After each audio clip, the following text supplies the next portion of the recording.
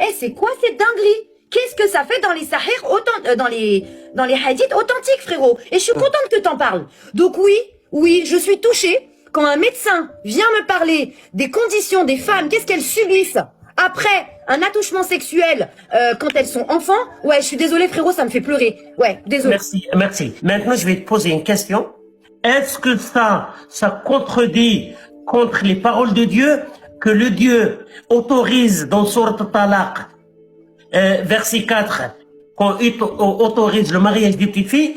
Oui ou non? Si tu as des preuves, oui, donnons les preuves. Et moi, je vais demander les excuses à tous les musulmans maintenant. Vas-y. Avant de te répondre, je vais interpeller Afshi concernant ces dires. Elle a dit qu'elle a lu dans les textes que le prophète avait consommé avec Aïcha quand elle avait l'âge de 9 ans. Sors-moi le texte. Premièrement. Ça, tu l'as jamais lu. T'es une menteuse. Et là, je te prends au défi. T'es une menteuse, c'est faux. C'est faux, ce hadith n'existe pas. Il n'y a aucun hadith. Il n'y a aucun hadith qui dit que le prophète a consommé avec Aïcha quand elle avait 9 ans. Vous mentez. Vous êtes des menteurs. Tu n'es pas une musulmane. Tu mens parce que tu viens d'insulter et de faire mentir le prophète. Il va sortir, tu vas faire quoi là? Dis-moi ce que tu vas faire quand il va te le sortir. Ah, bah, regarde, Miobila aujourd'hui, mon ami. Ça, on le trouve chez Nawawi, chez Abd al-Barr, Ibn Hajar al-Asqalani. On le trouve chez Ibn Taymiyyah, Ibn al-Qayyim.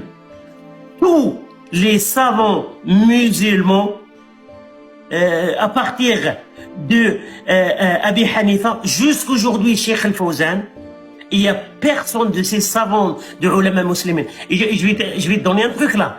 Même Ibn al-Utaymiyin et Ibn Shabruma, deux savants là qui sont contre le mariage d'une fille qui a pas sa puberté là.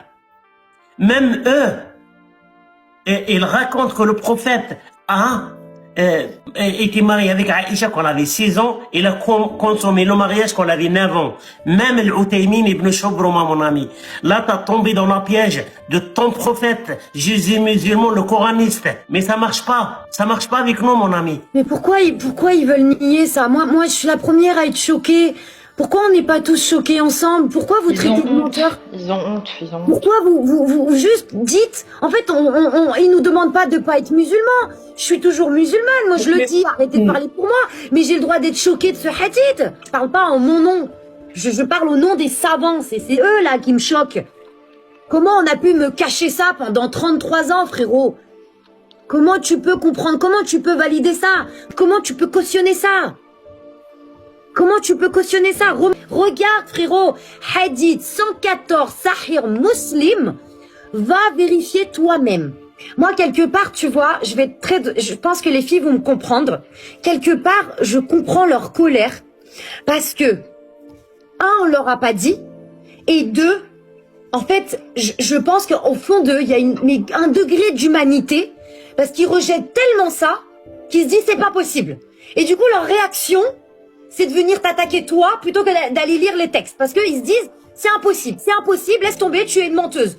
Moi, je m'en fous de me traiter de faire menteuse, je m'en fiche, c'est moi qu'on attaque. Mais les gars, traitez-moi tout ce que vous voulez, soyez courageux, allez-y, faites comme moi, hein, et allez lire les textes.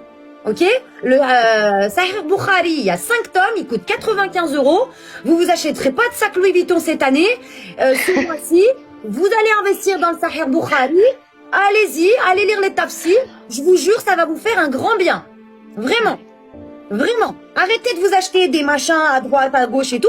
Faites un joli investissement pour votre religion.